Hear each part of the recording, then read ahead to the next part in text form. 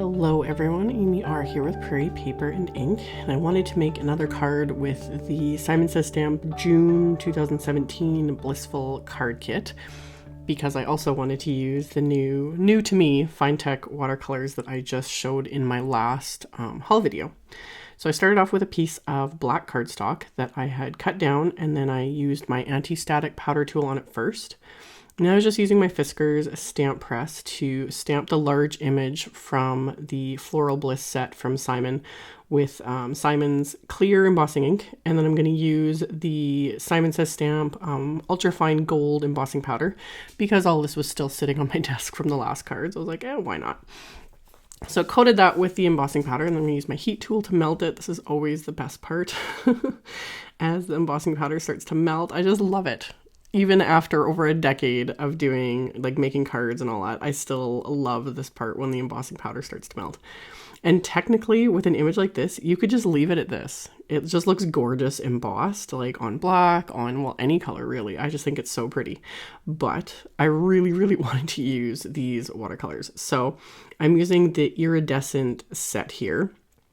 And that's why I chose the black cardstock, because these colors, they don't look like much in the pans, but then when you put them on black, they look gorgeous. And I actually took, I trimmed off the swatches that are on the box it comes in. I trimmed them down and I glued them to the lid, because especially with this set, it's hard to tell kind of what these colors are going to look like. So that also, and it also has the numbers and names and everything. So I trimmed them down, glued them to the lid of each palette here just to keep it for reference. So I sprayed these first with water and let it sit for a little bit. These are not like your typical watercolors, because these are mica-based ones, and with the metallic and everything in them, they need some time. You either need to let it sit with the water, or you really have to work them a bit with your brush to really get the really get them to soften up a little bit and get the color moving. So I sprayed all of them with water because I wasn't sure when I started this which ones I was going to use.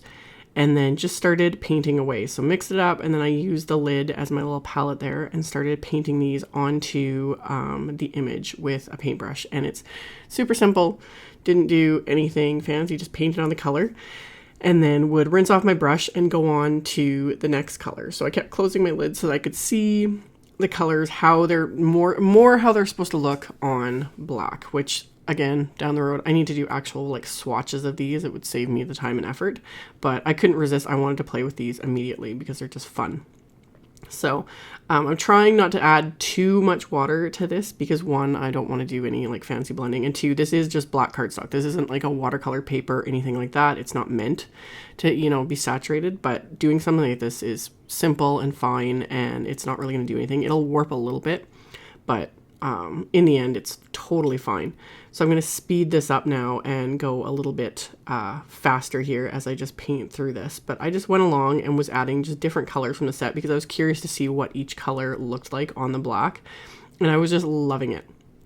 So I would do different colors. And then for the leaves, there's this perfect greeny iridescent sort of color. So painted all that onto all of the leaves. I found with this that it covers the embossing a tiny little bit, but not so much that it bothered me. If you work a little more careful, you can try and avoid the emboss lines, but honestly, in the main flowers and some of the areas, I just didn't care and just painted right over the embossing, but it's fine. So since everything is the embossing itself and the watercolors, all shimmery and everything, I think it just worked. So I painted all the leaves and all the green areas, and you can see because I have my little overhead lights for when I'm filming, because I was doing this last night when I made this. So it's kind of picking up more of the the shimmer, which I just love. So once I was done painting everything, I had to add some splatter. So I mixed up a bit more of one of the more purple colors here and just added it to an acrylic block. And then I'm just going to flick the edge of the brush against the acrylic block and splatter that onto my background. And as I was doing this, I totally didn't realize I should have wiped off the anti-static powder before I even started watercoloring, but I let everything dry, then I wiped it off and it was fine. And then I used it again because I decided to stamp the sentiment directly onto this piece. I was going to stamp it separately, but then I was like, oh, there's all this space, why not? So I used my anti-static powder again, stamped a sentiment from this set with the clear embossing ink, and then I'm going to coat that with the same ultrafine gold embossing powder, just making sure to remove any of the little excess of the powder there. And then again, melt that with my heat tool. And once this was melted and cooled off, I can remove that anti-static powder. You can either use like a Swiffer cloth, or I ended up using just a dry baby wipe that I'd left sitting out so it was completely dry. And again, since I had everything out, I pulled out the envelope that comes with the kit. You can get these separately as well. But because the envelope was all shimmery, I was like, this is perfect. It's all meant to be. So I opened up the envelope there so the flap was laying flat on my desk here, and then used my anti-static powder tool on it, and then inked up this stamp again with the clear embossing ink, and then lined it up onto the flap of the envelope so that I could stamp it right onto there. And then I'm going to coat that again with that same gold embossing powder, so everything's just continuous here. So coat it with the embossing powder, remove any excess there with my finger, and then I'm going to heat that with my heat tool. I made sure to get my heat tool good and hot first because I didn't want this to warp too much, because obviously it's the flap of the envelope, you want it to close smoothly. So melted that, and if you really wanted to go the extra mile, you could paint on those watercolors again, and it would be absolutely gorgeous. If I was going to hand deliver, you know, I was making a card specifically for a couple for a wedding, that's what I do. I would stamp that on the front of the envelope too and paint it. It would look gorgeous. Or use a black envelope. Now my brain's just going. It would look gorgeous on a black envelope. Like absolutely fabulous. So I did all that, wiped off that excess anti-static powder, like I said, and then I'm using Simon's Ivory cardstock that I had already cut in half to 4 1/4 by 11, and I scored at 5 1/2 with my Teflon bone folder so that it is a top folding A2 size card. And then I trimmed down some paper from the Echo Park Wedding Bliss pack, and I'm just adhering those to the card front with my Nouveau adhesive. Hard to see on here, you can see it when I apply it to the black cardstock, but a very, very thin amount of adhesive. When you're working with liquid glue, less is more. If you use too much, it's going to warp, and that just completely ruins the card. So very thin amount, and the pieces that were hanging over, I just flip over the card and trim off the pieces that are hanging over with my scissors. And then I'm going to adhere the watercolor piece here with the same adhesive. And like I said, it looks like a lot on camera, but really I'm barely squeezing the bottle because 1, like I said, warping, and 2, you also do not want adhesive like oozing out the edges and creating a big mess. So I apply it as thinly as possible there. And with this, I made sure to apply a little bit extra because I wanted it to be fully adhered because it had warped, like I said, just that little tiny bit. And then I trimmed a piece of cotton candy cardstock from Simon. And then I'm taking this gold iridescent watercolor and painting that on this entire piece of cardstock. It just gives it the most gorgeous shimmer. Obviously, I'm in love with this set for sure. I think I'm going to love all these little Finetec palettes that I got, but this one was this was fun. So I'm going to paint this entire piece with this gold watercolor, so it just makes it absolutely gorgeous and shimmery.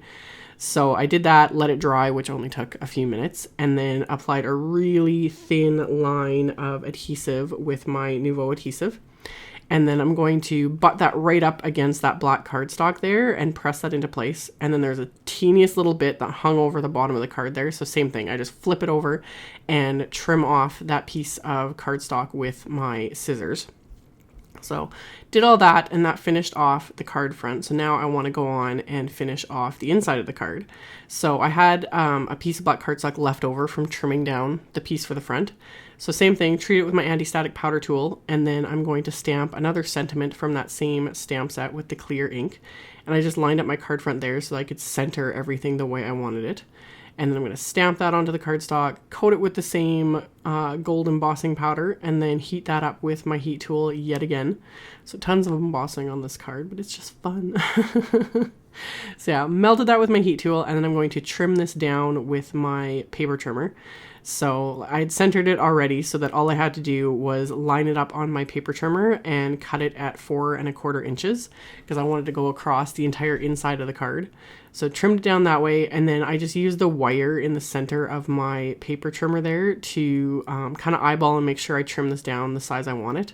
So get it all lined up, trim that down, and then I trim down 2 more little pieces of that same pattern paper that I used on the front, so the floral and like the script pieces. So I'm going to trim those down as well because I want to put those on the inside of the card as well, just to kind of finish everything off. And then using the same adhesive, so I'm just going to line these up along the bottom inside of my card here using just a really thin amount of the adhesive. And then once I've got these all adhered, I'm going to adhere the sentiment over top of that, and then still have enough space left on the inside there to write, your sentiment and everything to the recipients. So get everything lined up, and then same thing, I'm going to flip this over so I can see the back of it, so I can trim off the pieces that are hanging over the edge with my scissors there. And just got caught up for a second on that black cardstock because it was just slightly too big. So trimmed it all off so that everything is nice and even and trimmed off, and that finished off my card. So as always, I will have links below the video to my blog post with links to all the supplies used. All that info will be in the description box below as well as on my blog, so check that out if you are interested. Thank you all so much for watching, subscribing, thumbs upping, and commenting on my videos. I really appreciate it, and I will see you all very soon in the next one. Bye.